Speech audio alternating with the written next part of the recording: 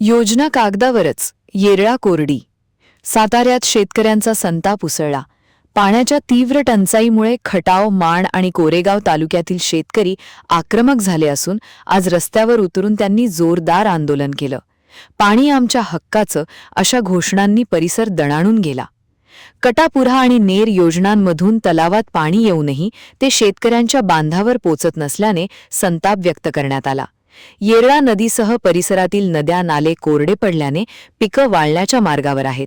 या प्रकरणी स्थानिक आमदार आणि संबंधित मंत्र्यांवर निष्क्रियतेचा आरोप करत शेतकरी आणि शिवसेना उद्धव ठाकरे गट कार्यकर्त्यांनी रस्ता रोको करत निषेध नोंदवला. तात्काळ पाणीपुरवठा सुरू न केल्यास आंदोलन तीव्र करण्याचा इशाराही देण्यात आला. स्वप्न होतं की हा खटाव मान पूर्ण भाग सुजलाम सुफलाम व्हावा, या भागात विकासाची गंगा व्हावी, ही भावना हिंदुहृदय सम्राट बाळासाहेब ठाकरेंची होती. त्याचबरोबर ज्यावेळेला युतीचं सरकार आलं त्यावेळेला प्रथम साहेबांनी ह्या योजनेला मान्यता दिली. जे कटापूर योजना स्थापन केली, स्वतः या योजनेची पाहणी केली आणि सगळ्यात महत्त्वाचा विषय म्हणजे भरघोस निधी या जे कटापूर योजनेला आदरणीय बाळासाहेब ठाकरे यांनी टाकला. त्याच पद्धतीनं काम जोमात झालं, काम जोमात सुरू झालं. नेरमध्ये पाणी आलं.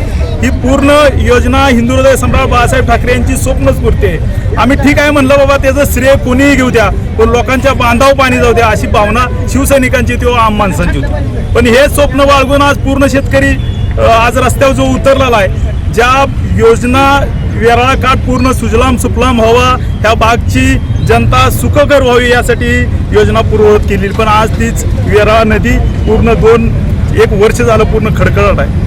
राजकीय दोषापोटी पाणी सोडलं जात नाही. पाणी पूर्ण सर्व भागात पाणी आहे.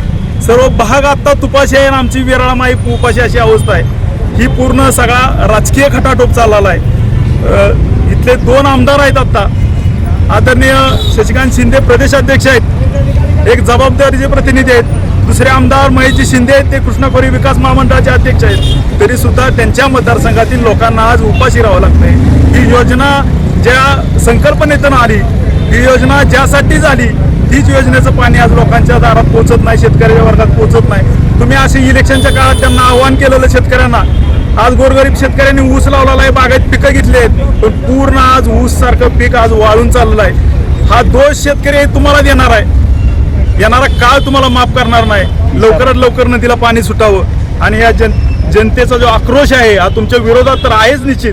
येणारा काळ तर तुम्हाला उत्तर दिलंच, पण अजून तुम्हाला जर वाटत असलं तर पाणी सोडावं. लोकांच्या तोंडचं पाणी पळालेलं आहे. पाणी योजना पूर्ण बंद पडलेल्या आहेत.